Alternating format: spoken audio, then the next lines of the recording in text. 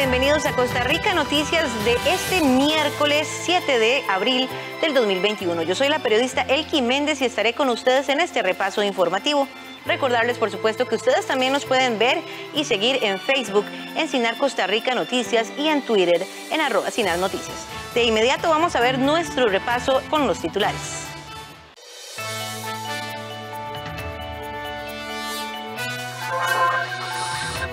Un estudio de la Universidad Nacional pondrá en perspectiva cuáles serán las carreras del futuro. Aspirantes presidenciales de la bancada verde y blanca se manifestaron y desprestigiaron incluso la adhesión que le brindó el ex aspirante presidencial Antonio Álvarez de Santi a José María Figueres. Cuando acaben estas series de la CONCACAF, la cifra de duelos ante cuadros ticos llegará a 99, contando partidos y sin puntos. El ministro de Salud, Daniel Salas, denunció penalmente al personal de salud que se haya negado a aplicarse la vacuna contra la COVID-19. Un responsable de la Agencia Europea del Medicamento confirmó un vínculo entre la vacuna de AstraZeneca y la trombosis registradas entre personas que recibieron esta vacuna.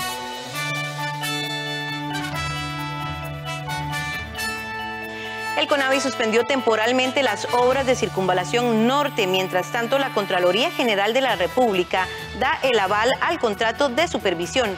Ante esta situación, la empresa constructora lamentó esta suspensión y aseguraron que deberán despedir personal. El director ejecutivo del Consejo Nacional de Vialidad, CONAVI, informó que los trabajos que realizan en la Circunvalación Norte fueron suspendidos temporalmente, mientras la Contraloría General de la República da el visto bueno a la solicitud de prórroga del contrato de supervisión con la Oficina de las Naciones Unidas de Servicios para Proyectos UNOPS. Lo que está sucediendo con el proyecto de circunvalación tiene que ver fundamentalmente con el contrato de inspección de obras que nosotros tenemos en Circunvalación Norte con UNOPS. Ese contrato tenía tiempo para ejecutarse hasta la última semana de marzo. Nosotros habíamos enviado en febrero a la Contraloría General de la República una solicitud de ampliación de plazo. Creíamos que lo habíamos hecho con tiempo suficiente, pero la Contraloría ha tenido que hacer más estudios y ha tenido que investigar más detalles vinculados con este contrato de ampliación y no nos ha dado una respuesta ni positiva ni negativa sobre si podemos o no emitir la orden de modificación. Hemos debido realizar la suspensión que estamos tratando en este momento de forma responsable, en virtud de que las obras de construcción no pueden continuar si no cuentan con la debida supervisión. Somos totalmente respetuosos del marco de legalidad con el que cuenta nuestro país y quedamos a la espera del pronunciamiento del ente contralor para efectos de poder tomar todas las acciones administrativas que sean pertinentes para dar el reinicio de las labores tanto de la supervisión como de la construcción propia de las obras. Rodríguez recordó que la ejecución de una obra no puede desarrollarse sin la debida supervisión. Según dijo el jerarca, aunque UNOPS también está involucrado en otros proyectos que están en marcha, la suspensión de los trabajos solo será en la Circunvalación Norte. Precisamente sobre este mismo tema, el vocero del consorcio Estrella, H. Solís, Carlos Carmiol, le informó a Costa Rica Noticias que ayer lunes 5 de abril recibieron la notificación de la suspensión de la obra. Ante esta situación, Carmiol aseguró que están obligados a despedir personal, a valorar los costos económicos y las afectaciones que se generarán en virtud de la paralización del proyecto. Agregó que el costo más alto será el atraso de la construcción de la vía, además de que no se concluya pronto sin dejar de lado el impacto en la reactivación económica del país. En CONAVI informaron que por ahora el contrato de supervisión con UNOPS, como el de las otras obras, se mantendrá suspendido. Un incendio provocado causó que cientos de niños y jóvenes de la Carpio se quedaran sin un lugar para poder practicar deporte. Así era como jóvenes de la Carpio disfrutaban de la cancha de fútbol que se encuentra frente a las instalaciones del Sistema Nacional de Radio y Televisión. Este inmueble beneficiaba a más de 50.000 personas que viven en esta comunidad. Sin embargo, un incendio el pasado domingo, el cual es investigado por el OIJ, les jugó una mala pasada, causando daños irreparables y dejando sin este espacio a jóvenes y niños. Sí, realmente es muy lamentable lo que sucedió este domingo, que alguna persona, no sé si con mala fe o accidentalmente, prendió una mecha y pues se extendió todo el fuego hacia este espacio, que era tal vez el único que había para que en una comunidad de más de 50,000 personas pudieran venir a hacer deporte los jóvenes, las mujeres, los niños, los adultos.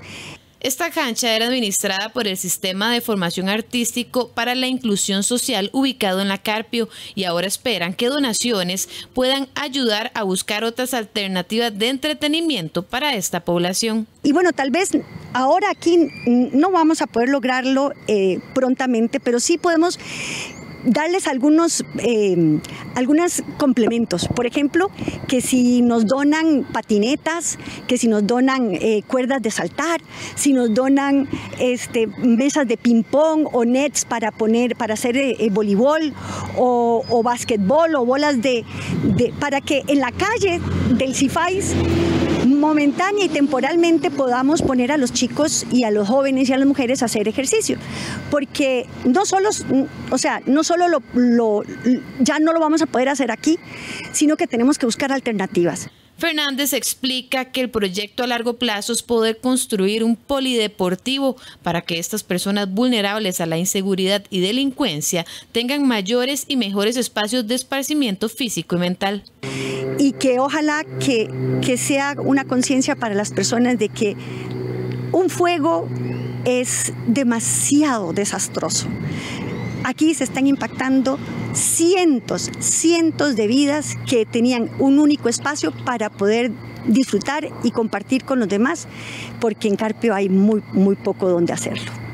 Esta cancha, que hoy ya no podrá ser usada, se inauguró en el 2019 como una iniciativa del Cifais y contó con el apoyo de la Municipalidad de San José, la Compañía Nacional de Fuerza y Luz, AIA y empresas privadas.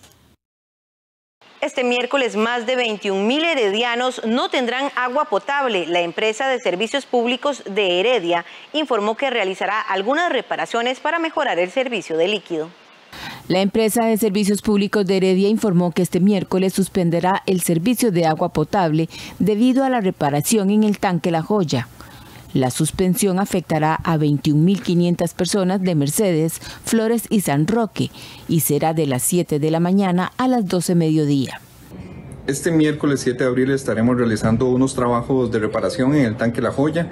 Es por eso que cerca de 21,500 personas de San Roque, Flores y Mercedes estarán sin agua potable entre las 7 de la mañana y mediodía. Les recomendamos a las personas abastecerse de agua para realizar sus labores diarias, y también que si tienen alguna duda o consulta pueden llamarnos al 2562-3774 o pueden visitar la página web www.esph-sa.com en la parte de suspensiones programadas para conocer el mapa de la afectación de la misma. Entre los lugares que estarán sin el preciado líquido en el sector Mercedes se encuentra el residencial El Pino, Villa María, Real España, Carbonal, Claretiano, alrededores de la UNED, Mercedes Norte, Ovejas, Barrio San Isidro, La Cordillera, María Fernanda y la urbanización Leticia, entre otros. Asimismo, en Flores estarán sin el servicio de agua potable en el rancho La Camacho, Villalico, San Martín y en San Roque, en la urbanización El Higuerón, Muros de Jerusalén y Genezaret. En la empresa de servicios eléctricos de Heredia le solicitaron a la población recoger solamente el agua necesaria para evitar el desperdicio, sobre todo porque son pocas horas de suspensión. ¿Y se ha puesto a pensar usted cuáles son las carreras profesionales del futuro? Es la respuesta que buscará el Plan Prospectiva Académica 2040 de la Universidad Nacional y que deberá ser presentado el próximo mes. Para hablar sobre esto, Juan Carlos Mora, del Plan Prospectiva Académica 2040, está con nosotros. Muy buenos días, don Juan Carlos. Hola, ¿qué tal? Un gusto estar aquí con ustedes y sí, estamos con esta gran expectativa y con este gran reto, con este gran desafío de poder llevar a buen puerto este proyecto. Este plan, este proyecto, esta estrategia que ustedes están desarrollando, que además me parece que es a muy corto plazo, pretende precisamente innovar, ¿verdad? Un poco en la formación de los estudiantes. Y es que lo hemos visto, han habido en la historia de la humanidad cambios importantísimos que han sentado precedentes para ir evolucionando no solamente en la tecnología, en la industria, en el estilo de vida, sino también en la formación de nuestros estudiantes. Costa Rica no se quiere quedar rezagada. Cuéntenos usted, don Juan Carlos, ¿de dónde surge esta iniciativa de querer indagar y experimentar nuevos escenarios estudiantiles? Claro, y usted ha dicho la palabra clave, nuevos escenarios, precisamente ese es el tema.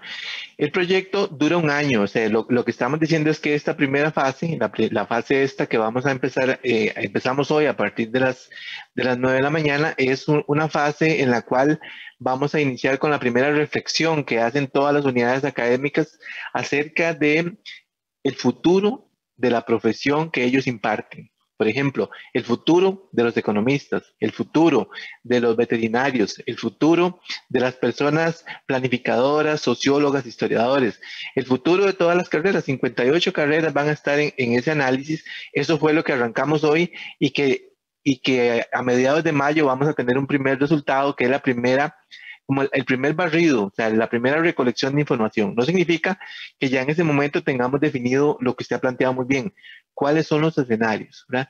¿Cuáles son los escenarios? ¿Por qué estamos hablando de que un 47% de los trabajos actuales ya no van a estar aquí dentro de 5 años? O sea, ¿cuáles son entonces las profesiones que nosotros debemos de desarrollar?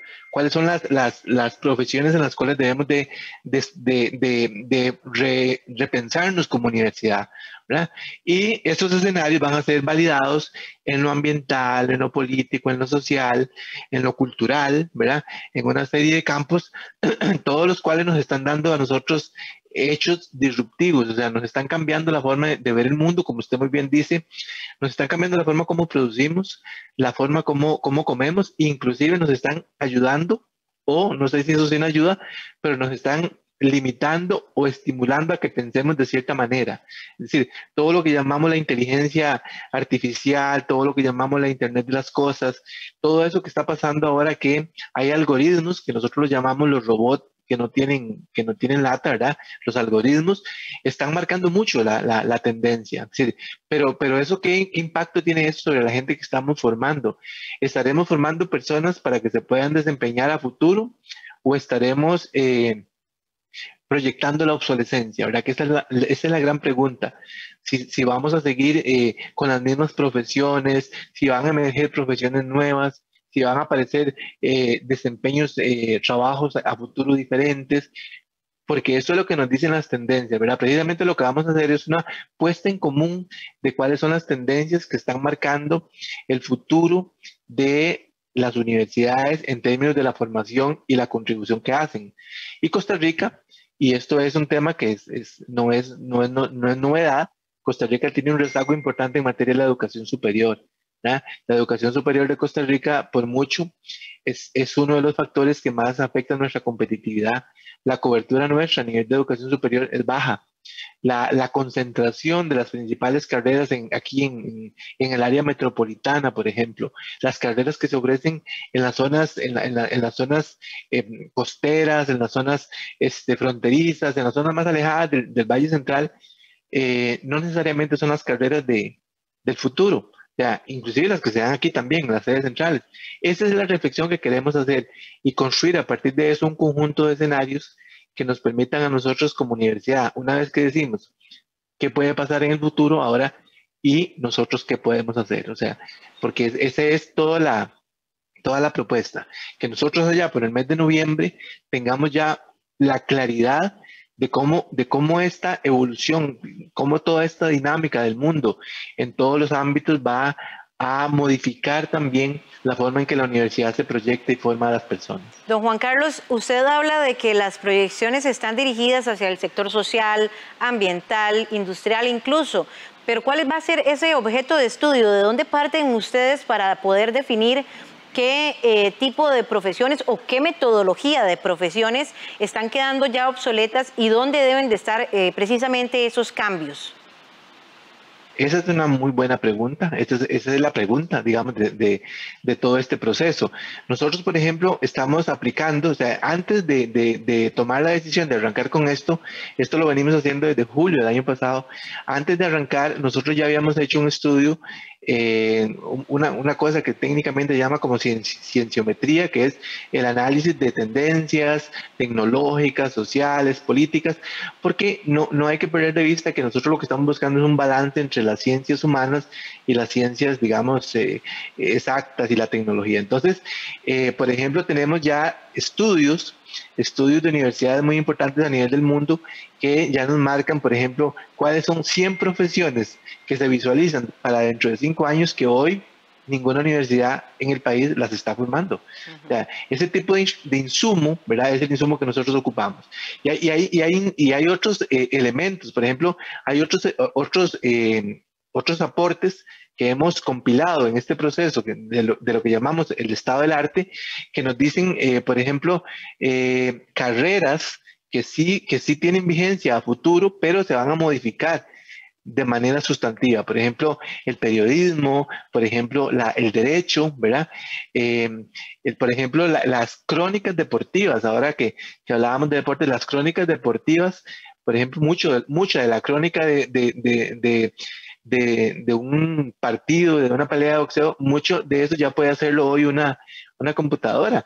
Digamos, un algoritmo, si usted se fija, por ejemplo, las traducciones. O sea, por ejemplo, Google hoy le da a usted la facilidad de traducir 17 idiomas básicos, ¿verdad? Los 17 idiomas más hablados en el mundo se los traduce con una precisión altísima, ¿verdad? Entonces, el que se dedicaba a la actividad de traducir, digamos, es una persona que va a tener que repensarse, ¿verdad? Replantearse lo que va a hacer en el futuro.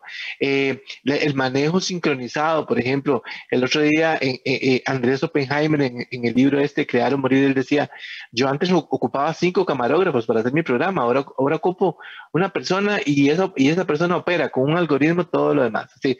Entonces, ese tipo de señales, nosotros lo llamamos señales de futuro, son las señales en las cuales nosotros nos apoyamos para decir no estamos acordes con los tiempos que estamos viviendo. Y la pandemia... Una preguntita más, porque me parece muy interesante esta otra parte también que va más allá del estudio, pero que también es parte de las proyecciones, me imagino, que ustedes están planteando. Hay muchos cambios que se deben de hacer en el sistema educativo, como usted bien lo decía al inicio, principalmente en el superior, pero hay muchos cambios también de profesiones que se tienen que incluir dentro del sistema educativo.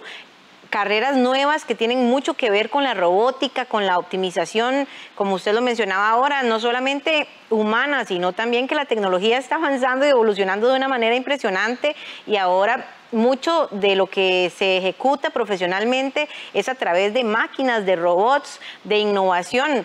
Y creo que el país en eso todavía está quedando un poquito rezagado. ¿Es esa una de las partes de las que ustedes piensan ahondar? Claro que sí, absolutamente. Imagínate que una de el mayor disruptor, o sea, el mayor elemento que hace que las cosas cambien es la tecnología. Es decir, de hecho, si uno analiza, digamos, los momentos de la historia de la humanidad, los grandes cambios van a estar asociados con el surgimiento de una nueva tecnología. ¿verdad? Si usted se imagina el primer avión, el primer teléfono, el telégrafo, todas esas cosas, lo que media el cambio de la humanidad fue la aparición de la tecnología, o sea, la aparición de algún artefacto. Hoy día eso es igual, pero hoy día multiplíquelo por muchas veces más, ¿verdad? Y hay gente que dice, ya no estamos en la cuarta revolución industrial, estamos en la quinta. Uno todavía cree que no es posible que a uno, en lugar de la cédula de identidad, le puedan incorporar un chip aquí en el brazo por donde se toma uno el pulso, y con este chip usted lo pasa por cualquier parte y aparece su cédula de identidad, aparecen su árbol genealógico, aparece todo lo que quiera. Eso es lo que está planteando la quinta generación. Eso no es ciencia ficción. Esto ya existe, todavía no es universal, todavía no lo tiene todo el mundo, pero lo que estamos diciendo es que sí, efectivamente, uno de los disruptores más importantes en las profesiones del futuro lo trae lo que usted acaba de decir, la tecnología. La tecnología nos va a cambiar, la telemedicina, todas esas cosas, digamos, van a evolucionar mucho. Entonces, ya el médico no solo tiene que saber del cuerpo humano, sino que tiene que saber de tecnología, porque mucho de lo que él hace lo va a hacer la tecnología.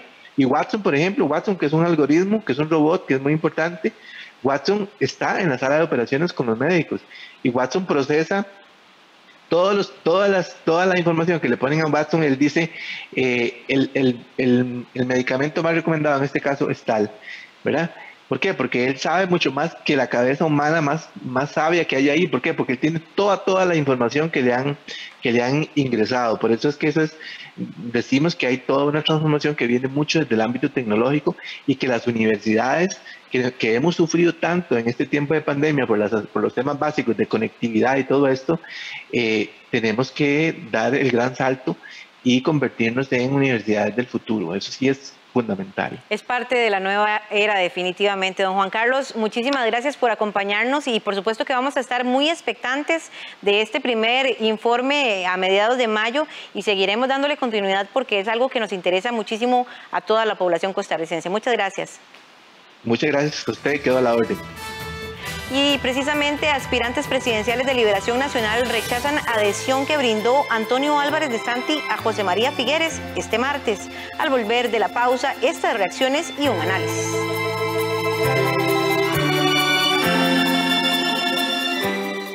En Internet conectamos con personas conocidas y desconocidas. No publiques fotos o datos personales de tus hijos e hijas. Regula el tiempo que pasan en pantalla y evita videojuegos violentos. La tecnología es una aliada. Sé responsable del uso seguro que hagan los niños y niñas. PANI y Gobierno de la República.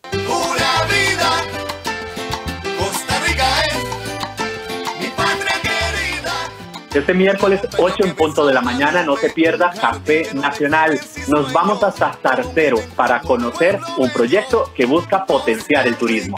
Y a partir de las 9 en punto de la mañana los esperamos en Aprendo en Casa. Este miércoles vamos a cocinar algo delicioso y les dejamos todos los ingredientes que vamos a necesitar. Un pueblo en marcha pero sin apuros. Costa Rica, Costa Rica. Costa Rica se aleja y los Dinamarca se quiebran, porque aquí estamos en tierra bendita de hombres valientes y mujeres bellas. Ritsu es el mayor de 3 hermanos. ¿Cancerígeno? Cuando su madre es hospitalizada debido a una enfermedad, él debe hacerse cargo de ellos. Encárguense de este desorden y yo les haré algo de cenar. Así él va descubriendo el maravilloso mundo de la cocina. Pero todo empieza a complicarse cuando descubre que es adoptado. Aun cuando Kyoko y tú no están conectados por sangre, también eres el niño precioso de Kyoko, así como Shirabe y Kanade. Una comida para el corazón.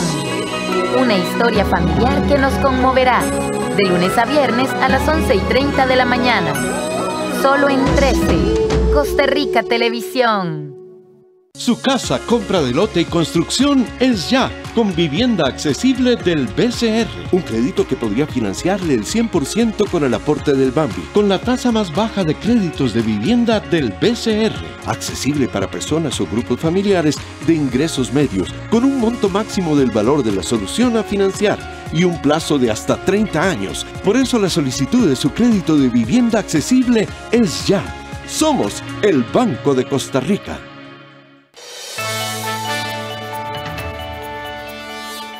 Continuamos con más información en Costa Rica Noticias. El liberacionista Antonio Álvarez de Santi renunció a su aspiración presidencial y dio su apoyo al expresidente José María Figueres con miras a la contienda interna verde y blanca del próximo mes de junio.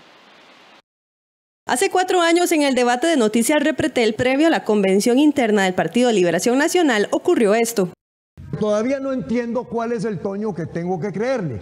Toño dice que se fue en el 2004 por corrupción. En el 2004 Toño dice, en vez de que Arias tomara el partido y lo limitara, el cucarachero tomó el arismo y eso fue el fin. Eso es lo que usted dice. En el 2004 usted no me criticó ni una sola vez. Y en esta otra entrevista que le da Toño sobre las causas de la derrota, no menciona la causa de la corrupción ni una sola vez. Lo hace ahora por oportunismo político, porque usted es un oportunista, Toño, lo ha sido toda la vida y lo seguirá siendo.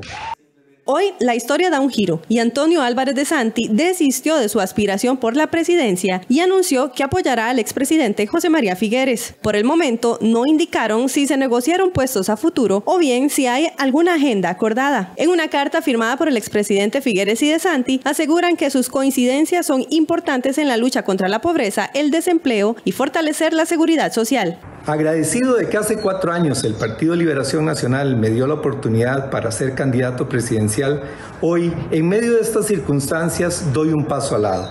Creo que debo poner un grano de arena en buscar la unión del partido y en construir la unión de Costa Rica.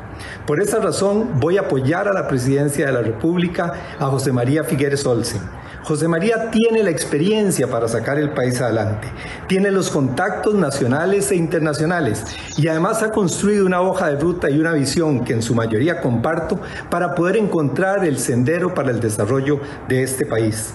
Espero que los costarricenses y los liberacionistas entiendan que estamos en una época de buscar la unión, de pasar la página, de dejar el pasado atrás y construir un gran futuro. En una carta firmada por el exmandatario Figueres y de Santi, aseguran que sus coincidencias son importantes en la lucha contra el desempleo, la pobreza y para fortalecer la seguridad social. En la carta indican que ante el liderazgo y el llamado de Antonio para buscar la unidad del Partido Liberación Nacional, con humildad nos hemos encontrado para contrastar nuevas visiones de la dura etapa que vivimos y el papel que debe jugar el partido. Es hora de unirnos y dejar atrás un partido fraccionado. Nuestro liderazgo local y nacional debe ser constructivo y hacer realidad la unión, indicó la nota. Costa Rica tiene un enorme potencial.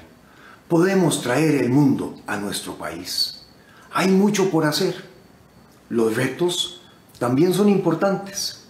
A lo largo de las últimas semanas, Antonio y yo los hemos conversado, analizado, buscando acuerdos para trabajar juntos. Me honra y agradezco la confianza de Antonio. Queremos ahora seguir uniendo a la familia costarricense. Por otro lado, en las últimas horas trascendió que el exministro de la presidencia, Rodrigo Arias, apoyaría a Carlos Ricardo Benavides en la convención interna del Partido Liberación Nacional el próximo 6 de junio. Así las cosas, por el momento siguen como aspirantes a la candidatura de esa agrupación política, el diputado Roberto Thompson y también Carlos Ricardo Benavides, el ex candidato presidencial Rolando Araya, el expresidente José María Figueres, Guillermo Constella, quien fue presidente ejecutivo del INS, el liberacionista Alcides López, el politólogo Claudio Alpizar y quien fue secretario de esa agrupación política, Fernando Zamora. Precisamente sobre esta información, este martes otros aspirantes presidenciales de la bancada verde y blanca se manifestaron y desprestigiaron incluso la adhesión que le brindó el ex aspirante presidencial Antonio Álvarez de Santi a José María Figueres, quien anunció oficialmente que pretende participar de la Convención Interna de Liberación Nacional con proyecciones a ser electo como el candidato presidencial del partido. Sorprendente y contradictoria, y de alguna forma oportunista. Así califico la alianza anunciada entre don Antonio Álvarez y don José María Figueres de cara a la convención del Partido Liberación Nacional. Un partido que enfrentó hace 4 años una de las más vergonzosas derrotas electorales de su historia al no llegar ni siquiera a la segunda ronda. Y don Antonio y don José María fueron protagonistas de esa historia. Costa Rica necesita un Partido Liberación Nacional unido y fuerte, pero también renovado, que logre romper las ataduras del pasado y que sin padrinazgos avance con optimismo hacia adelante.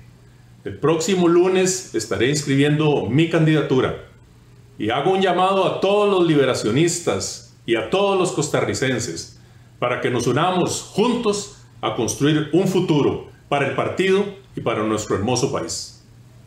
La gente entiende que 2 personas que se han acusado de fraude electoral y de corrupción y de repente aparecen juntas sin explicar qué es lo que los podría unir cuando no tienen en común ni los mismos principios, ni los mismos valores, ni las mismas ideas, se trata simplemente de una componenda de carácter electoral.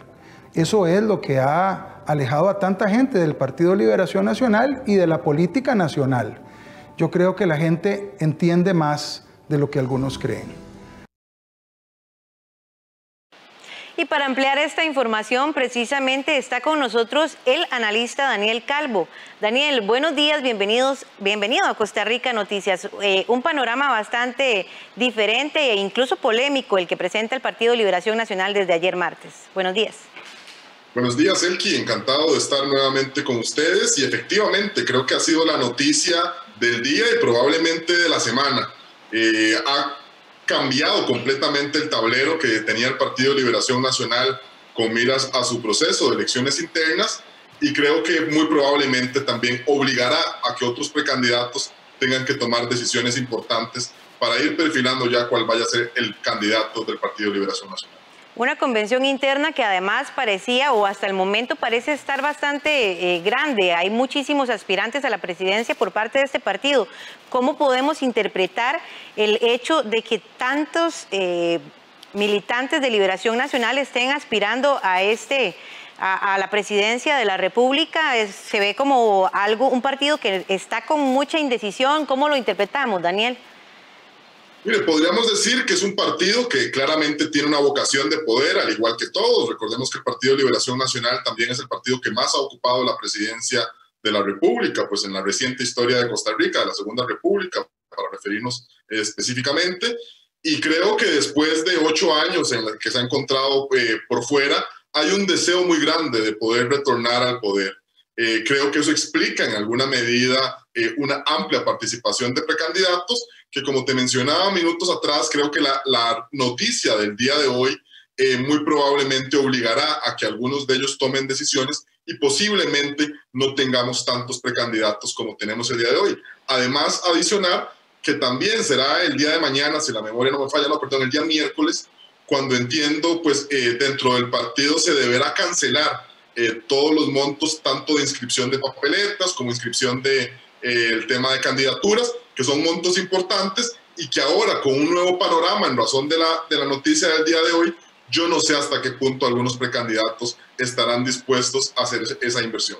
Sí, perfecto. De hecho, parte de las impresiones que nos dejó este martes esta reacción de los liberacionistas es que pudimos pensar, como usted lo dice, en muchas ocasiones que se pudiera reducir la cantidad de candidatos de Liberación Nacional que aspiran a ser el oficial del Partido Liberación Nacional. Sin embargo, pues tuvimos la reacción que acabábamos de escuchar de Roberto Thompson y de Carlos Ricardo Benavides, que más bien desprestigian esta alianza que se hace entre Antonio Álvarez de Santi y José María Figueres. ¿Cómo ver ese panorama o ese escenario que usted menciona incluso en el que podría haber mayores alianzas en unas posturas como las que acabamos de escuchar? Mire, eso que usted menciona es un tema importante, y si bien yo creo que la noticia de hoy, cuidado si no pudiera llegar a ser determinante en la suerte o para definir el aspirante que gane el proceso interno de liberación, también hay que verlo por etapas, y estamos en un proceso de elecciones internas donde sin duda yo creo que a nivel de tendencias o a nivel de percepción, la imagen que proyecta hoy José María Figueres con el respaldo de Antonio Álvarez, quien también se encontraba entre los precandidatos mejor calificados en encuestas, lo refuerza.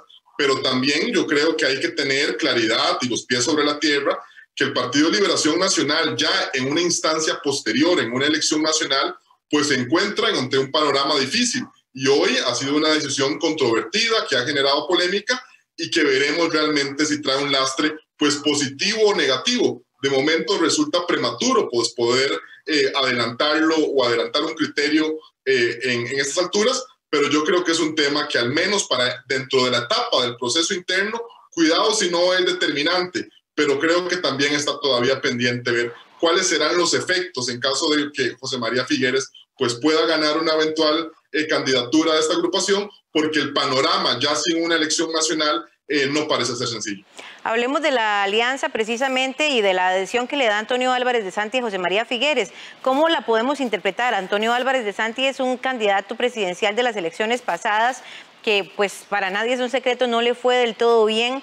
José María Figueres también tiene lo suyo, si lo podemos decir de alguna forma. Sin embargo, ha tomado bastante popularidad, ha tomado muchísima fuerza en los últimos meses, incluso con el desquebrajamiento un poco del PAC, le ha permitido a Liberación tener fuerza y que la gente incluso retome la confianza por Figueres.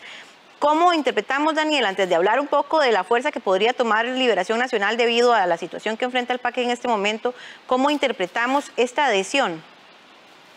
Mire, te decía, y es un tema que yo creo que es normal dentro de cada uno de los partidos políticos y se debe principalmente a una vocación de poder. ¿Qué se le achaca al Partido Liberación Nacional o cuáles han sido quizá unos de los múltiples elementos de sus derrotas en las últimas elecciones? Que es un partido a todas luces dividido.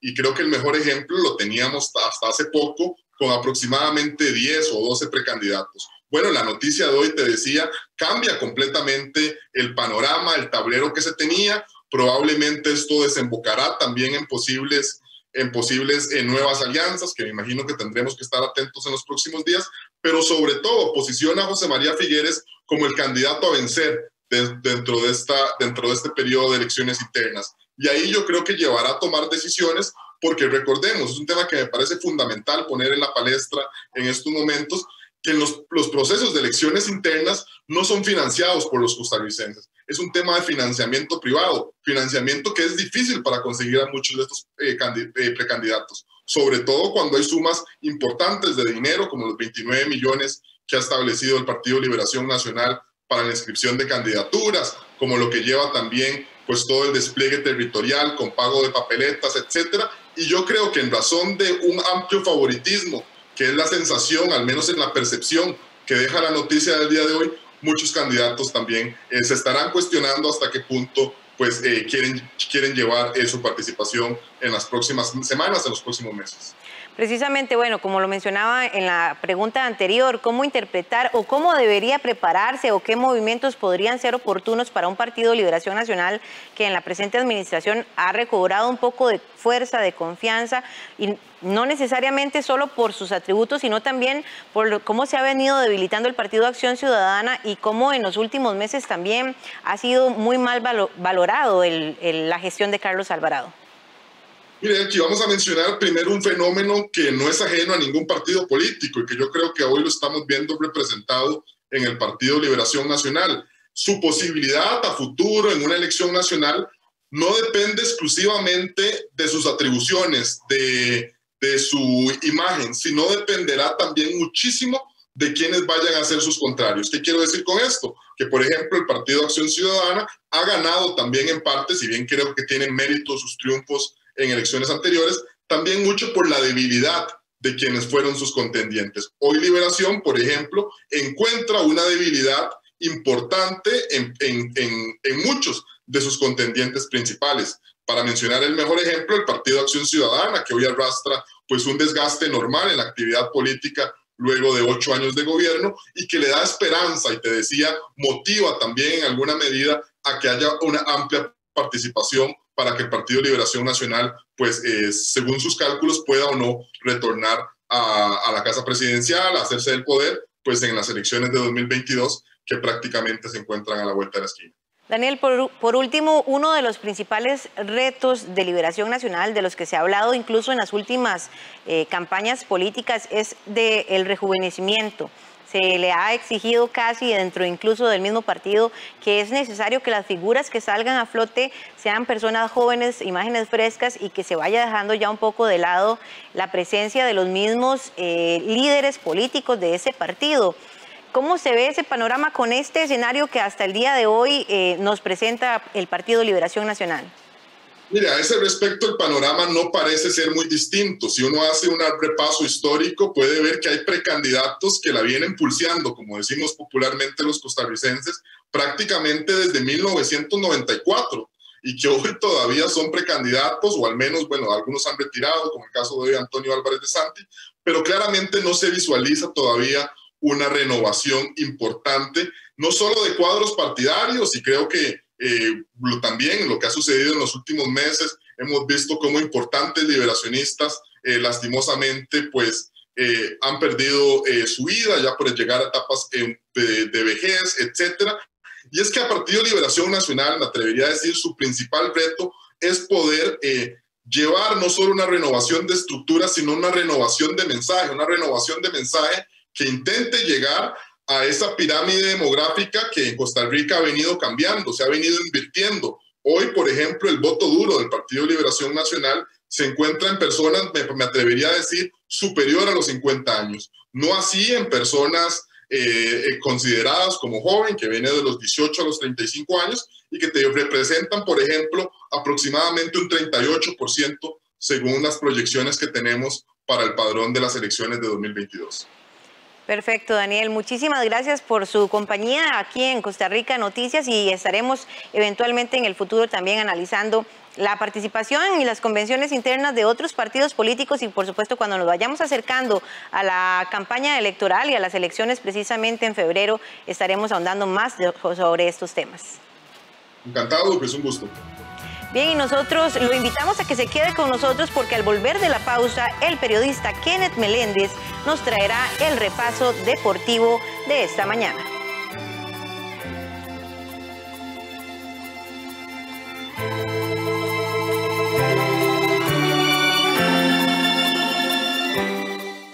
Con la tecnología podemos estar cerca de amigos y familia. Úsala para aprender y mejorar. No compartas imágenes con contenido violento, sexual o de burla que afecte a otra persona. La tecnología es una aliada. Hace un uso seguro y responsable de ella. PANI y Gobierno de la República.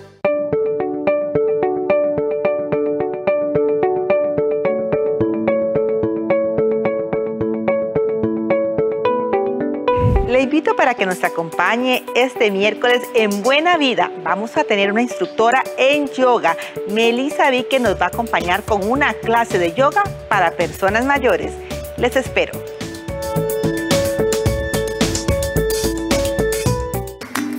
Hola, bienvenidos. Ella nos divierte y nos enseña con un talento único. Hoy vamos a hacer una receta maravillosa. Sin secretos con Doris. De lunes a viernes a las 2 de la tarde. Con repetición a las 10:30 de la mañana. En 13, Costa Rica Televisión.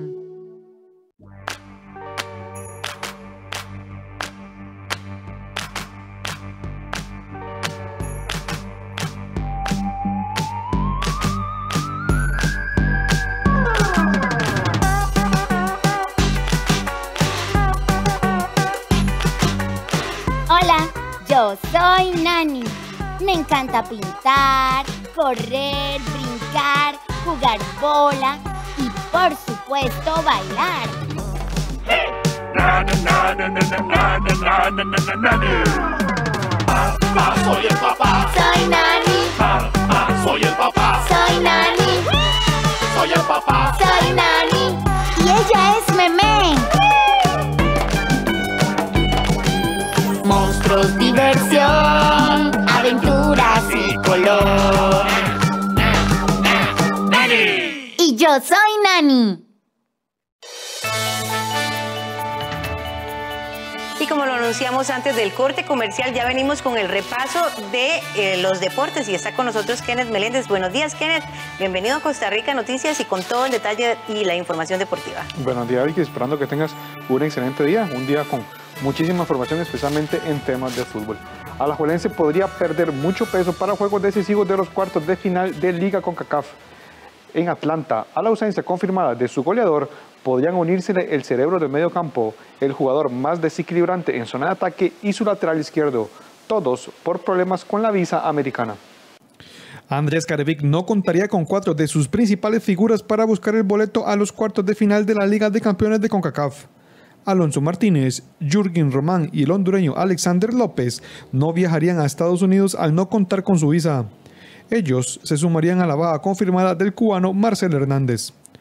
Los 3 jugadores no tienen visa para viajar a Estados Unidos, por lo que su participación en el juego de vuelta contra el Atlanta United está en veremos. Debido a la pandemia, el consulado de los Estados Unidos está otorgando citas para junio del 2022, en el caso de visas nuevas, mientras que las renovaciones están tardando entre 15 días y un mes. Alonso Martínez ha sido uno de los jugadores más importantes del ataque manudo. Ha marcado 4 tantos en el torneo nacional y ha dado 2 asistencias. Además, es uno de los futbolistas que más peligro genera. Por su parte, Alex López es, junto a Brian Ruiz, el motor del Alajuelense, uno de los jugadores que maneja los tiempos del equipo. En la banda izquierda, Jürgen Román se ha adueñado del puesto y ha sido importante en las jugadas a balón parado. Además de ellos, Carlos Mora y Miguel Ajú tampoco tendrían sus visas, lo que reduce las opciones del técnico Manudo. Las posibilidades que tendría el Alajuelense para sustituir a Martínez son jugadores jóvenes, como Brandon Aguilera y Giancarlo Castro. Por Alex López, los posibles sustitutos serían Bernal Alfaro y José Miguel Cubero, mientras que Junior Díaz e Ian Lawrence optarían por jugar en la banda izquierda. Alajuelense ya inició los trámites ante el consulado. Incluso, según supo Deportivo del 13, han hecho gestiones ante la cónsul, quien sería la Esperanza Manuda, ya que ella puede acelerar el otorgamiento de la documentación. Para el juego ante el Atlanta United, la liga tiene una baja confirmada, su goleador, el cubano Marcel Hernández, quien no puede viajar debido a que tiene impedimento de salida. Sobre él pesa una denuncia por violación, razón por la cual tiene retenido su pasaporte. De no resolver su situación, el artillero no podrá estar en ninguno de los partidos de la Alajuelense como visitante en la Liga de Campeones. El juego de vuelta de los octavos de final del torneo será el martes 13 de abril a las 4 de la tarde en Atlanta. Saprissa apelará a su buena historia ante equipos de Estados Unidos este miércoles cuando se mida al Philadelphia Union. Sin embargo, aunque los antecedentes le favorecen a los morados, su momento actual deja muchas dudas. Saprissa se medirá este miércoles a un rival que será nuevo para ellos, el Philadelphia Union, que ante clubes ticos solo tiene expediente ante Belén y Pérez Celedón en choques de carácter amistoso. Los morados tienen ya un largo camino ante cuadros de Estados Unidos desde que se midieron al torneo de Dallas en 1968 y el cual vencieron 3-1 en el viejo Estadio Nacional. Con los años el balance llegó a favorecer ampliamente a los de Tibás con saldo de 16 victorias, 11 empates y solo 5 derrotas en 32 choques contando amistosos y oficiales. A nivel de juegos por puntos, tomando en cuenta la Liga de Campeones y la desaparecida Copa de Gigantes de CONCACAF, el Saprissa también tiene ventaja, ya que después de 21 juegos ganó 11, empató 7 y perdió 4. Y eso se acrecienta más si se habla solo de números en Costa Rica, ya que después de 11 duelos oficiales en suelo tico, se ganaron 9, empatando 1 y perdiendo 1 contra el Columbus Crew en el año 2009. La historia es benévola con los tibaseños que en series de ida y vuelta como esta, eliminaron equipos de Estados Unidos en 5 ocasiones, ante Columbus Crew, Chicago Fire, Kansas City Wizards, Los Ángeles Galaxy y Dynamo de Houston, y solo perdieron una serie en la semifinal del año 2011 ante el Real Salt Lake. En momentos en que Saprissa no gana por el torneo doméstico desde hace más de un mes, tendrá que aferrarse muy duro a su historia positiva ante equipos de Estados Unidos para salir airoso en el primer duelo ante el Philadelphia Union. Mientras el Atlanta United ya conoce de enfrentamientos ante equipos ticos en duelos oficiales, el Philadelphia Union solo lo hizo antes en amistosos. Cuando acaben estas series, la cifra de duelos ante cuadros ticos llegará a 99, contando partidos por puntos y sin puntos. Atlanta United y Philadelphia Union, rivales de Alajuelense y Saprissa en la CONCACAF, dos equipos estadounidenses que terminados los duelos de ida y vuelta harán que la cifra de cotejos, sumando amistosos y oficiales entre equipos de ambos países, llegue a 99. Los dos cuadros de los Estados Unidos abren el expediente contra Manudos y Morados, ya que antes de estas series nunca se habían enfrentado ni a nivel oficial ni en choques amistosos. Hablando de nivel oficial, los rivales venidos de Estados Unidos fueron el Rochester Lancers, Chicago Fire, New England Revolution, San Jose Earthquakes, Los Ángeles Galaxy, DC United, Seattle Sounders, Atlanta United, Real Salt Lake, Dynamo de Houston, Columbus Crew y Portland Timbers, que enfrentaron en distintos momentos a Alajuelense, Saprissa, Herediano, Cartaginés y Punta Arenas Fútbol Club. En el caso del Atlanta United, antes del duelo ante Alajuelense, solo se había medido al Herediano en un torneo de CONCACAF, siendo los del Atlanta los ganadores de la serie. El cuadro del Philadelphia enfrentó al fútbol tico solo en choques amistosos, teniendo como rivales a Belén y Pérez Celedón. El primer partido de CONCACAF entre ticos y norteamericanos lo jugaron en 1972 Alajuelense y Rochester Lancers en Guatemala con victoria eriza 1-0. El Campeonato de Fútbol de Primera División de Costa Rica celebró el juego 14.000 de su historia este lunes. Jicaral y Pérez Celedón fueron los equipos que protagonizaron este choque, que catapulta a Costa Rica como la Liga Centroamericana con más juegos realizados. En el recuento del torneo, un partido entre Jicaral y Pérez Celedón posiblemente sería uno más que queda para la estadística y colabora en la tabla. No obstante, el que se disputó este lunes significó algo más, ya que se convirtió en el 14.000 de la historia del campeonato nacional. El detalle no deja de ser menor en un campeonato que se apresta a cumplir 100 años con su torneo en el mes de julio. La historia destaca que el primer partido disputado fue el 3 de julio de 1921. Aquella vez ganó el equipo de La Libertad ante la Gimnástica Limonense. Tras ese duelo ya fueron 14.000, en donde se anotaron 39.692 goles, siendo Alajuelense el equipo que más partidos jugó, con un total de 2.859, y el extinto Corsarios de Cartago el que menos disputó, con apenas 10 en 1930. Por temporada, la de 1994-95 continúa siendo la más larga, ya que se jugaron 296 encuentros, mientras que la de menos partidos fue la del torneo de la Federación en 1961, con apenas 6 cotejos. Destacando algunos de los partidos milenarios del Campeonato Nacional, nos encontramos los siguientes. El número 1 se jugó el 3 de julio de 1921 con el triunfo de la Libertad 1-0 ante la Gimnástica Limonense. El 5000 llegó el 3 de octubre de 1982 en el empate a 0 entre Ramonense y Herediano. El 10.000 se jugó entre Saprissa y Liberia con victoria morada 3-1 el 2 de octubre del año 2004, mientras que el 14.000 se jugó este 5 de abril con resultado de 1-1 entre Jicaral y Pérez Celedón. Pérez Celedón es el inquilino del sótano, pero podría estar en zona de clasificación si supiera mantener la ventaja en los partidos. De los 10 juegos dirigidos por Paulo César Wanchope, los Guerreros del Sur han iniciado ganando en 6, pero solo en 1 sacaron la victoria. Los generaleños han sido ocupantes del último lugar en 6 de las 16 fechas del campeonato, incluyendo las últimas 3 jornadas. Han estado cerca de salir de esa zona incómoda, pero no han sabido liquidar los juegos. El empate ante Jicaral fue el 7º de los sureños desde que Paulo César Wanchope asumió el banquillo. En 5 de ellos, Pérez Celedón inició ganando, pero no pudo sostener el marcador. Ante Saprissa, San Carlos, Herediano, Santos de Guapiles y Jicaral, los Guerreros del Sur anotaron el 1-0, pero sus rivales empataron y los juegos finalizaron 1-1. 10 puntos que dejaron ir que hoy no solo los tendría lejos de la zona de descenso, sino que además los tendría firmes en el tercer lugar. El lunes, en la visita a Jicaral, con el 1-0 a favor, Pérez Celedón falló su cuarto penal del certamen. Pudo ser el 2-0, pero al final se conformaron con un punto, razón por la que Wanchope salió muy molesto con su plantel.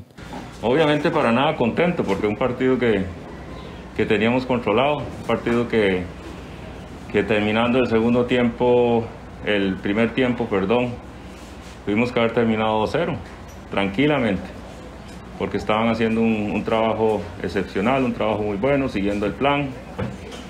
Desgraciadamente pasó lo que pasó. El técnico solo ha conseguido un triunfo en 10 partidos. Además de los 7 empates, ha cosechado 2 derrotas. Su rendimiento es bastante pobre, al conseguir apenas un 33% de los puntos disputados.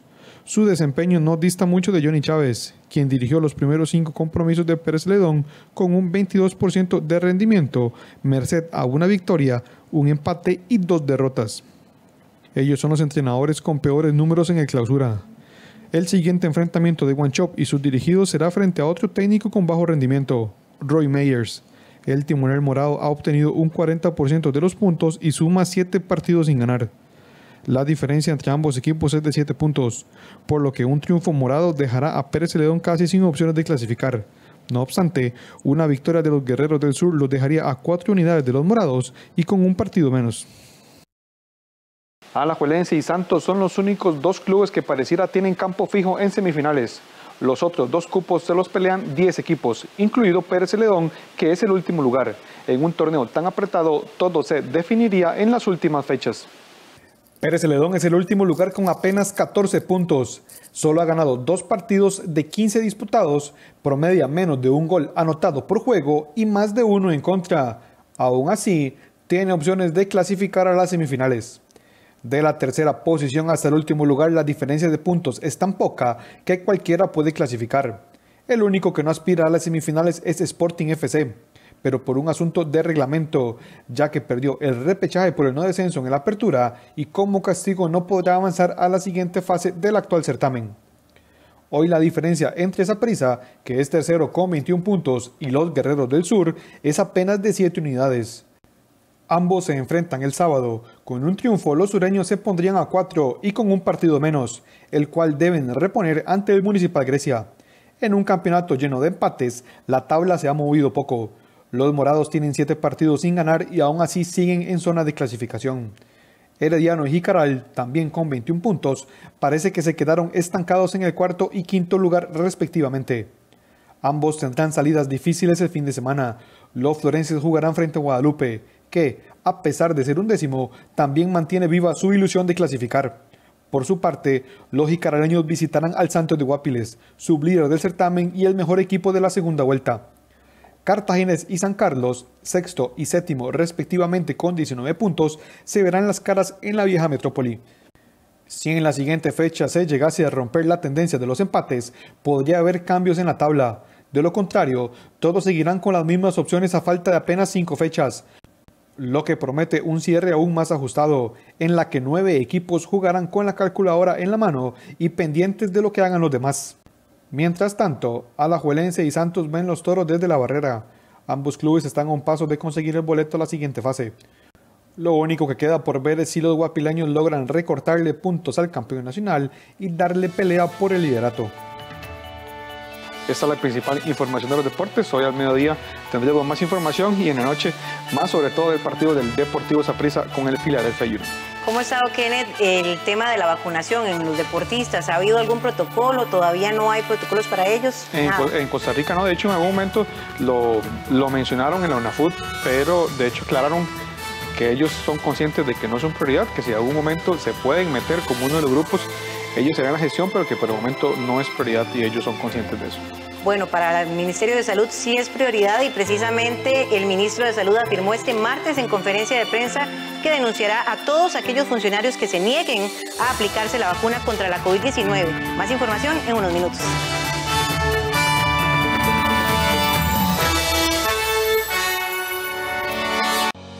Sálgase de la fila del banco. Realice de forma fácil y segura sus transferencias, depósitos, retiros y más, ahorrando tiempo. Haga sus trámites desde cualquier lugar ingresando a bancobcr.com o a la app BCR Móvil. En el barrio, visitando los puntos Tucán o afuera del banco en los cajeros automáticos multifuncionales. Conozca cómo hacerlo con nuestros tutoriales en bancobcr.com. Somos el Banco de Costa Rica.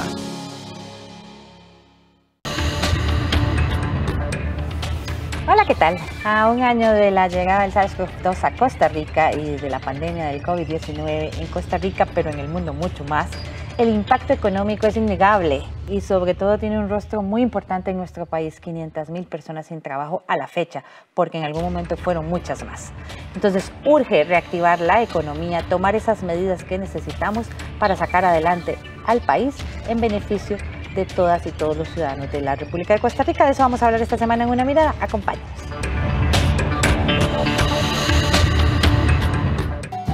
AGECO tiene una buena noticia para todas las personas mayores y sus familiares. Gracias a la televisión, ahora podemos seguir estando cerca a pesar de la distancia, disfrutando de Buena Vida. El nuevo programa de AGECO y 13, Costa Rica Televisión. Buena Vida, de lunes a viernes a las 2:30 de la tarde, por 13, Costa Rica Televisión. En Cine en Cortos, este jueves 8 de abril a las 9 de la noche, veremos 3 cortos de la serie Secuelas de la Pandemia, que reflejan la curiosidad. A ver, ¿cuánto tiempo lleva ahí? Yo estoy aquí confinado, desde que la mitad del edificio está con el virus. Aquí en 13, Costa Rica Televisión.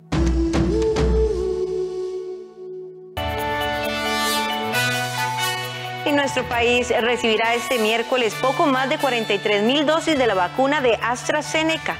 En Europa, la inmunización ha sido vinculada al desarrollo de trombosis en personas jóvenes, aunque en pocos casos, la médico y viróloga costarricense Eugenia Corrales aseguró que dicho riesgo es muy bajo y que la inmunización es eficaz para prevenir complicaciones o la muerte por coronavirus.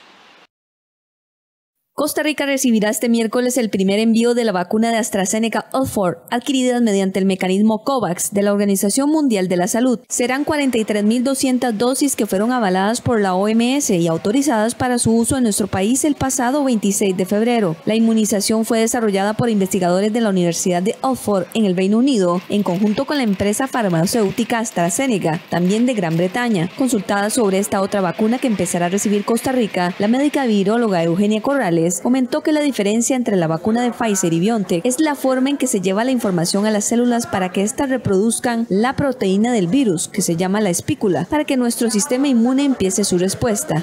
En el caso de Pfizer, lo que se hace, lo que hicieron los fabricantes fue poner ese mensaje, esa información genética dentro de una nanopartícula lipídica, o sea, una bolita de grasa, y en AstraZeneca lo que hicieron fue utilizar un virus que no se replica, que es el adenovirus,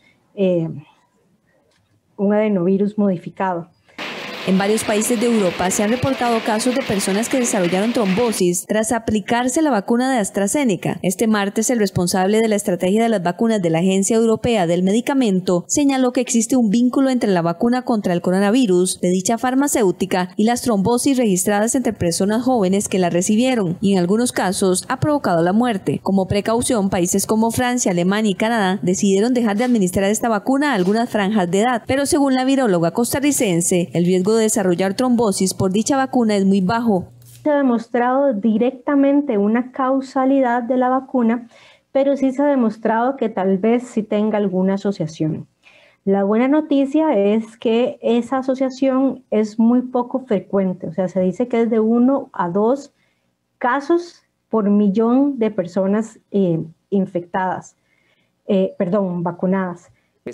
Si se compara, la posibilidad de desarrollar ese efecto secundario es menor. Por ejemplo, de cada 10 personas que se infectan por coronavirus, una puede padecer de trombosis, o bien de cada 1000 mujeres que toman pastillas anticonceptivas, una tiene el riesgo de sufrir lo mismo. Sobre la eficacia, es decir, la probabilidad de que la persona presente síntomas estando con la vacuna y con el coronavirus, la de AstraZeneca demostró un 70% de eficacia, mientras que la de Pfizer un 90%. Pero ambas inmunizaciones demostraron una eficacia casi del 100% en evitar hospitalizaciones, complicaciones y muerte por la COVID-19. Yo me llego a infectar con el coronavirus. En el caso de la vacuna de Pfizer, pues solo tengo menor probabilidad de tener síntomas que con la vacuna de AstraZeneca, pero con las dos tengo casi un 100% de protección para complicarme y para morir por el virus. La vacuna de AstraZeneca requiere de 2 dosis separadas una de la otra por un plazo de 28 días. La experta Eugenia Corrales insistió en que está demostrado que tanto las vacunas contra la COVID-19, así como cualquier otra, son para prevenir la severidad y el riesgo de morir y no de evitar contraer el virus. Con preocupación fue como la Caja Costarricense de Seguro Social informó este martes un incremento importante en el número de casos nuevos de COVID-19 que se presentan diariamente en el país. Esto después de haber tenido un periodo de relativa estabilidad. Según la entidad, al 5 de abril se registra un total de 365 camas ocupadas y 171 libres para la atención de COVID-19. De ellas, en salones hay 182 ocupadas y 142 libres, y en cuidados intensivos hay 183 ocupadas y 29 libres. Detalla que en salón hay una ocupación de 91% para casos moderados con 9 camas libres y una ocupación de 54% de camas para casos leves, con 64 camas disponibles para atender la demanda en los siguientes días. Mientras que en cuidados intensivos la ocupación es del 78% en casos críticos con 20 disponibles y 92 en casos severos con 9 camas libres. Hemos visto un incremento importante en relación al número de casos nuevos que se presentan diariamente. Vamos a tener de que este repunte puede deberse a diversas condiciones, como por ejemplo el no acatamiento estricto de las medidas o el olvidar que todavía estamos en periodos de pandemia. Este efecto de incremento en el número de casos también ha llevado a un incremento en el número de casos que requieran hospitalización, fundamentalmente en hospitalización tanto de cuidados intensivos como de salones. Los vecinos de Pavas retomaron este martes las actividades físicas en lugares públicos. La actividad estuvo a cargo del Centro de Salud de Comunidad en el marco del Día Mundial de la Actividad Física. Así es como un grupo de 40 mujeres celebraron el reinicio de las actividades físicas en la comunidad de Pavas. Ellas fueron convocadas por el área de salud de Pavas a cargo de Copesalud. Nos agrada muchísimo poder reiniciar estas actividades y bueno, qué mejor fecha, ¿verdad?, que iniciarlo el Día Mundial de la Actividad Física. En Copesalud tenemos ya más de 8 años de ofrecer a la comunidad de Pavas un espacio para realizar ejercicio, un espacio educativo para fomentar lo que son los estilos de vida saludable. El día de hoy el lema es un poquito vale mucho. A veces las personas piensan que necesitan realizar muchísimo ejercicio para que sea beneficioso para su salud, pero si empezamos por pequeños cambios en nuestro estilo de vida, podemos obtener beneficios y ir generando hábitos saludables. El objetivo es que las personas puedan disfrutar de actividades sanas al aire libre, cumpliendo con todos los protocolos de salud y así ayudando con su salud física y mental. Al venir la pandemia, ¿verdad? Todo se dio de una forma, intentamos el año pasado mantenerla por vía virtual, ¿verdad? Por Zoom. Y ahora con la apertura, ¿verdad? Hay un poco más oportunidad de que las personas puedan salir. Eso por la parte de salud mental, ¿verdad? Que en las casas a veces es un poquito complicado. Aunque a esta actividad que se llevó a cabo en el marco del Día Mundial de la Actividad Física solo asistieron mujeres, el llamado es tanto a niños como a hombres, pues el esparcimiento es vital en estos tiempos de pandemia. Ya hacía falta aquí en la comunidad, bueno, esta ha sido una organización bastante grande y antes nosotros nos reuníamos en comunales y de todo, ahora pues se está haciendo al aire libre y bonito. Bien, bien, claro, muy feliz, porque antes estábamos en los grupos con Alejandra y como se vino la pandemia. Estas actividades se seguirán realizando en diferentes sitios de la comunidad durante el mes de abril y si usted quiere participar puede buscar más información en la página de Facebook de Copesalud RL. El ministro de Salud, Daniel Salas, denunciará penalmente al personal de salud que se haya negado a aplicarse la vacuna contra la COVID-19.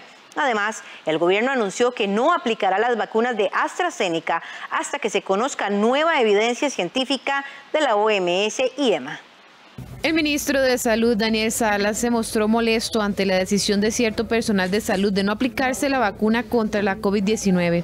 Ante esto, hizo el llamado a este personal a reflexionar, pero de no ser así, aseguró que entablará denuncias penales contra los médicos que rechacen ser vacunados.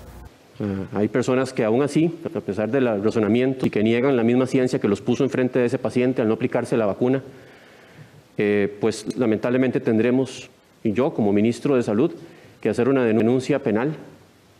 Si insisten, cuando hayamos finalizado el grupo 1, haremos el conteo, pediré las listas respectivas tanto a la Caja como al INS, como a Cruz Roja y al mismo Ministerio de Salud, para hacer las denuncias penales que correspondan, porque en realidad están exponiendo directamente a un paciente no solamente a una complicación, sino incluso a la muerte. Por otro lado, se informó que la Comisión Nacional de Vacunación y Epidemiología se mantiene atenta ante la nueva evidencia científica que surja de la Organización Mundial de la Salud y la Agencia Europea de Medicamentos EMA, con el fin de establecer los detalles del uso de la vacuna de AstraZeneca en nuestro país, esto previo a la distribución por parte de la Caja. Y es importante aquí reiterar que todas las decisiones que hemos tomado respecto a la pandemia se han tomado y se tomarán tomando como base la ciencia, la evidencia científica. Por eso es que justamente se han seleccionado las vacunas que se han seleccionado y no otras. Y todo ese análisis es llevado al seno de la Comisión de Vacunas y ahí justamente se tomará la decisión de cómo se utilizará esta vacuna. E insisto en que estamos completamente expectantes, sabemos que hay un pronunciamiento que le tocará hacer al Comité Específico de Análisis de estas situaciones por parte de la EMA, el cual estará siendo entregado, liberado entre mañana y el jueves. Además, ante la posibilidad latente de una tercera ola de contagios que aumenta el riesgo de que los adultos mayores puedan morir o de enfermar gravemente como población más vulnerable, esta comisión de vacunación instruyó a la Caja del Seguro Social a dedicar el 90% de las vacunas contra COVID-19 para la población del grupo 2, que se trata de las personas mayores de 58 años. Se tomó esta decisión en este órgano colegiado debido a la necesidad de reducir al máximo la mortalidad y también la saturación hospitalaria ante una incipiente tercera ola, que es lo que estamos temiendo y que entonces este es el grupo más vulnerable y se desea acelerar la vacunación de estas personas. Esto no va a desacelerar la vacunación en el grupo 1. que es personal de primera respuesta, debido a que hay un incremento en la llegada de dosis y además a que se tomó la decisión también de bajar las reservas. Entonces ya no se tendrían las reservas de 3 semanas almacenadas, sino que esas se colocarían y eso acelera a ambos grupos. Entonces eso es un efecto compensatorio para no reducir la velocidad en este primer grupo. A este martes el país llegó a 219.846 casos por COVID-19 para un total de 3.000 fallecimientos, mientras que 390 personas se encuentran hospitalizadas, de ellas 194 en cuidados intensivos con un rango de edad de 0 a 93 años.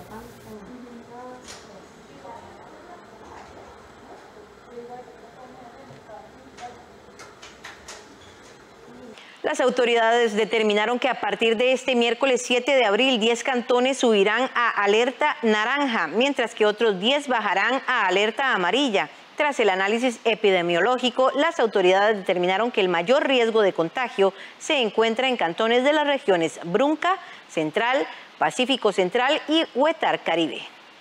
Tras un monitoreo por parte de las autoridades de salud y de la Comisión Nacional de Emergencias, se determinó que en 20 cantones se actualizarán las alertas. El cambio de alerta amarilla a alerta naranja regirá en los siguientes cantones: Alajuela y Orotina, Ojancha y Nandayure en Guanacaste, San Isidro y San Pablo en Heredia, Limón, Punta Arenas y Buenos Aires. Esta actualización regirá a partir de este miércoles 7 de abril. De manera contraria, la actualización de alerta naranja, alerta amarilla será para los siguientes cantones: Atenas y Grecia en Alajuela, El Guarco en Cartago, Cotobruz, Golfito y Montes de Oro en Punta Arenas, Limón en Matina y Alajuelita, Santa Ana y San José. El presidente de la Comisión Nacional de Emergencias, Alexander Solís, recordó a la ciudadanía que a pesar de que la gente ha dejado de prestar atención a este tipo de alerta, no se debe descuidar. No ha pasado esta fase de riesgo de la pandemia. Muchas veces tendemos a bajar la guardia, lo hemos visto en las últimas semanas, lo vimos durante las actividades de Semana Santa. También cuando uno conversa con la gente, hay personas que dicen, pero es que esto ya pasó porque los casos vienen bajando. Sin embargo, realmente hemos visto en las últimas semanas también cómo hemos venido incrementando los casos, y es parte de lo que el señor ministro de Salud también mencionó al inicio de esta conferencia. Por lo tanto, seguimos aplicando estos índices de riesgo y nos seguimos moviendo entre las alertas amarilla y la alerta naranja. Las autoridades indicaron además que estas alertas se mantendrán en constante monitoreo debido al incremento de casos positivos en las últimas semanas. La ministra de Planificación, Pilar Garrido, espera que el proyecto de ley de empleo público pueda votarse en primer debate después del 15 de abril. Los diputados siguen discutiendo cambios a este proyecto de ley. Los diputados continúan concentrados en la discusión de los cambios que se reiteraron al proyecto de ley de empleo público. Esa es la prioridad para el gobierno, por lo que el Congreso está exclusivamente dedicado al tema, mientras que las ministras de Planificación y de la Presidencia sostienen reuniones con las diferentes bancadas para agilizar la discusión de las mociones. La jerarca de Planificación, Pilar Garrido, esperan que los legisladores disminuyan el tiempo en el uso de la palabra para que el mismo se pueda votar a mediados del mes de abril. La expectativa es poder avanzar más ágilmente en la revisión de las mociones y poder lograr avanzar mucho esta semana. Y si no se lograra ver todas las mociones esta semana, pues más tardar la próxima para estar de cara a un primer debate después del 15, inmediatamente después. Estamos tratando de ver si podemos juntarnos con los jefes de fracción durante el día para ver si podemos avanzar el paso de las reiteraciones. Mientras el gobierno presiona a los legisladores para agilizar la discusión, la sesión del plenario de esta tarde se interrumpió varias veces por falta de quórum. Constan actas entonces que estamos aquí con el quórum mínimo, 38 votos. Quiero sumarme a las palabras de don José María Villalta, que dice aquí que los diputados que estamos en contra de este proyecto de ley, irónicamente somos quienes estamos sosteniendo el quórum. Yo estoy abiertamente en contra de este proyecto de ley, señalando aspectos preocupantes como la falta de quórum en esta sesión, viendo por ejemplo que de la fracción de Liberación Nacional en la votación anterior de 17 solo había 7 estimables diputados y diputadas, menos de la mitad. Y como estaba pendiente de eso, se me fue la nota positiva, que es poder saludar al diputado Muñoz Fonseca en el marco de una sesión, porque ciertamente hoy nos honra con su presencia, lo cual es un gesto que no se ve todos los días. En la discusión de este martes, el diputado José María Villalta se refirió al salario global y reiteró la necesidad de incluir la nueva escala a los empleados públicos que ganan un salario inferior al que se establecerá. Sin embargo, la misma fue rechazada.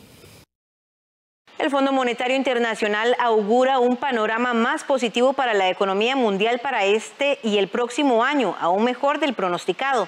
En enero, eso sí, no sería igual para todos los países, que dependerán en gran medida de la vacunación contra la COVID-19. El Fondo Monetario Internacional anticipó este martes una mejora de las perspectivas para la economía mundial gracias a los planes de estímulo principalmente de Estados Unidos y al avance de la vacunación contra la COVID-19, pero advirtió del riesgo de una recuperación dispar entre países. Según el nuevo reporte del Fondo Monetario Internacional, ahora proyecta un aumento del Producto Interno Bruto de 6% para este año, un 0.5% más respecto a la proyección de enero del 2021 y de un 4.4% para el 2022. El PIB es el valor de la producción de los bienes y servicios en el año y su crecimiento generalmente implica mayores posibilidades de empleo e ingresos para la población. El proceso de vacunación aumente o se acelere aún más en las economías, en las diferentes regiones del mundo, y también por un hecho muy importante, que ya los diferentes factores económicos se empiezan a ajustar a una nueva normalidad o a una nueva forma de convivir las personas. Esto implica que la economía se empieza a ajustar a una poca o nula movilización de las personas, lo cual ha empezado a generar nuevas operaciones, nuevas formas de producción. Para Costa Rica, el pronóstico se mantuvo igual al publicado en enero, de un crecimiento del 2.6% para este año y de 3.3% para el 2021. Costa Rica se mantuvo en las mismas condiciones a las anunciadas en enero pasado, ya que nuestras condiciones políticas económicas no han variado en gran medida desde la última proyección, al menos así lo explicó el economista Juan Pablo Arias. En Costa Rica principalmente podemos ver que este crecimiento va a ser mayor para el 2021 respecto al 2022, dado que el año pasado tuvimos una caída importante en la producción. Entonces, que nos generó un nivel muy alto, un nivel histórico de desempleo. Entonces, al crecer estos niveles de producción económica, lo que va a implicar es que nuevamente nos vamos a estar acercando a los valores que teníamos pre-pandemia o antes de la pandemia, por ejemplo, en temas como lo que es el desempleo. En el 2020, la contracción mundial del 3.3% provocada por la emergencia sanitaria generó la peor recesión en tiempos de paz desde la Gran Depresión.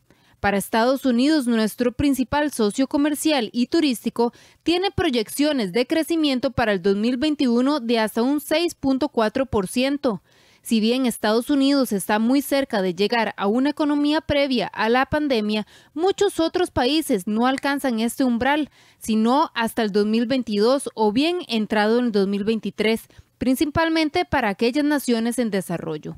La región de América Latina y el Caribe crecerá solo un 4.6%, después de una contracción del 7% en el 2020. Costa Rica crecerá un 2.6%.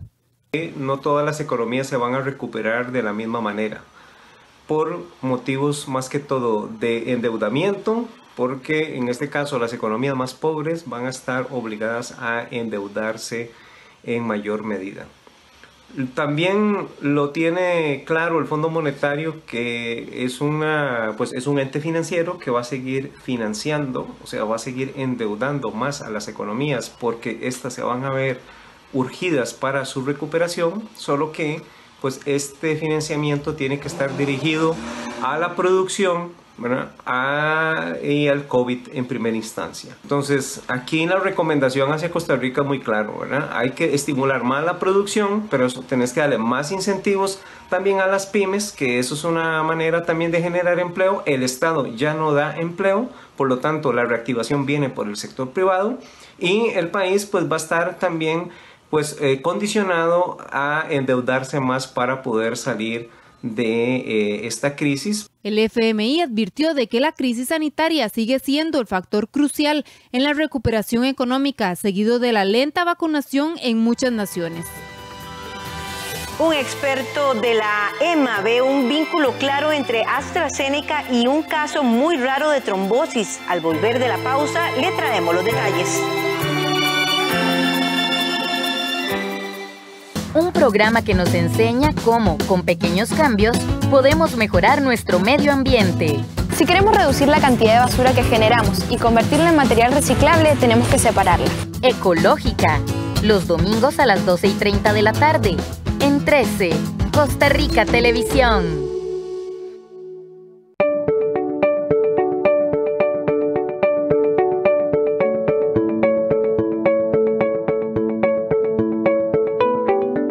Le invito para que nos acompañe este miércoles en Buena Vida. Vamos a tener una instructora en yoga, Melissa Vick, que nos va a acompañar con una clase de yoga para personas mayores. Les espero.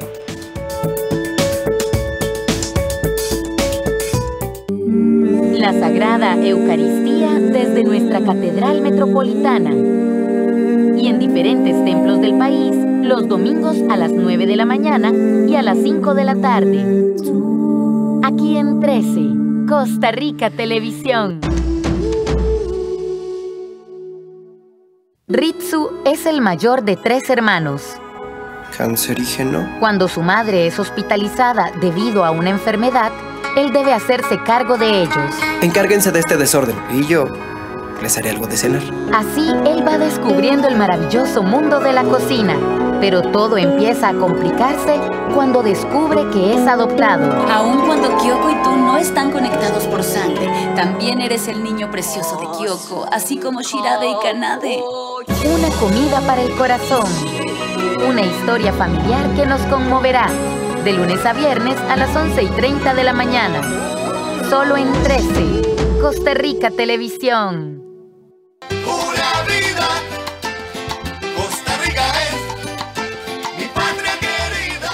Este miércoles 8 en punto de la mañana no se pierda Café Nacional. Nos vamos hasta Zarcero para conocer un proyecto que busca potenciar el turismo. Y a partir de las 9 en punto de la mañana los esperamos en Aprendo en Casa. Este miércoles vamos a cocinar algo delicioso y les dejamos todos los ingredientes que vamos a necesitar. Un pueblo en marcha pero sin apuros.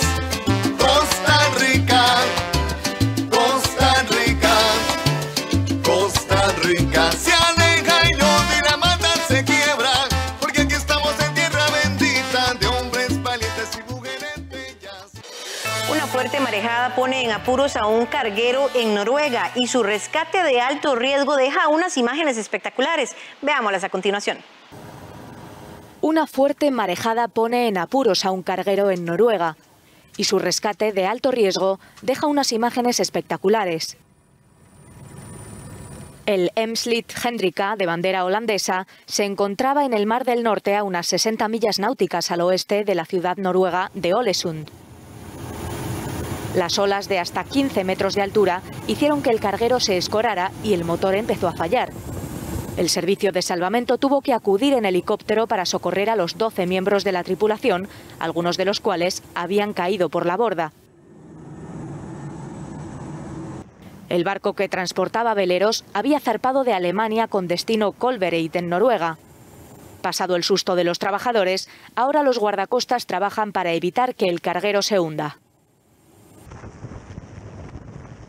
Un responsable de la Agencia Europea del Medicamento confirmó un vínculo entre la vacuna de AstraZeneca y la trombosis registradas entre personas que recibieron esa vacuna.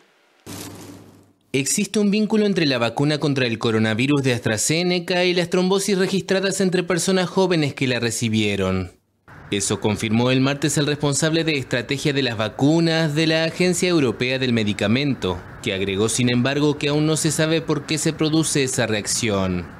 En una entrevista con el diario italiano Il Messaggero, Marco Cavalleri adelantó que la autoridad europea deberá pronunciarse oficialmente sobre el tema, ya que se ha registrado un número de casos de trombosis cerebral entre jóvenes superior al esperado. Desde hace varias semanas han surgido sospechas sobre posibles efectos secundarios graves, aunque raros, entre las personas vacunadas con AstraZeneca. Se trataría de casos de trombosis atípica que en algunos casos ha provocado la muerte. En el Reino Unido, por ejemplo, se registraron 30 casos y 7 fallecimientos de un total de más de 18 millones de dosis administradas hasta el 24 de marzo. Como precaución, países como Francia, Alemania y Canadá han decidido dejar de administrar esta vacuna a algunas franjas de edad. Para el laboratorio anglo-sueco, los beneficios de su antídoto en la prevención del virus superan a los peligros de los efectos secundarios. Las trabajadoras sexuales protestan en Belo Horizonte, al sureste de Brasil, pidiendo ser tratadas como un grupo prioritario en la campaña de vacunación de COVID-19. Trabajadoras sexuales brasileñas piden ser tratadas como grupo prioritario para la vacuna anti-COVID. Nosotras necesitamos ser vacunadas porque somos grupo prioritario, somos educadoras de la salud, somos parte de ese grupo ya que llevamos información sobre las enfermedades de transmisión sexual para los hombres, distribuimos condones y también somos mujeres violentadas de nuestros derechos. Las trabajadoras de la salud se manifestaron en las calles de Belo Horizonte, al sureste del país, en momentos en que Brasil supera los 300.000 muertos por la pandemia y atraviesa una segunda ola que está provocando el colapso de los hospitales en varias regiones del país. El gobierno calcula que dentro de los grupos prioritarios hay unas 77 millones de personas, entre los que se encuentran trabajadores de la salud y ancianos. Hasta ahora, alrededor del 6% de los 212 millones de brasileños recibieron una primera dosis y apenas el 2% ya está completamente inmunizado. La campaña de vacunación avanza a paso lento con dosis de la vacuna china Coronavac y de la sueco-británica AstraZeneca. Más de 800.000 muertes vinculadas al COVID-19 fueron registradas oficialmente en América Latina y el Caribe desde el comienzo de la pandemia. Desde el comienzo de la pandemia, América Latina y el Caribe ha registrado más de 800.000 muertes vinculadas al coronavirus. La cifra simbólica fue franqueada el martes, según un conteo de la France Press en base a informaciones oficiales. La región se ubica así por detrás de Europa en cantidad de decesos, pero delante de Estados Unidos y Canadá juntos. Por país, Brasil supera a todos sus vecinos. Oficialmente 332.700 personas murieron por COVID-19, con 13 millones de contagios acumulados. Le siguen en orden México, Colombia, Argentina y Perú. Estos 5 países representan casi el 90% de los fallecidos por COVID en la región.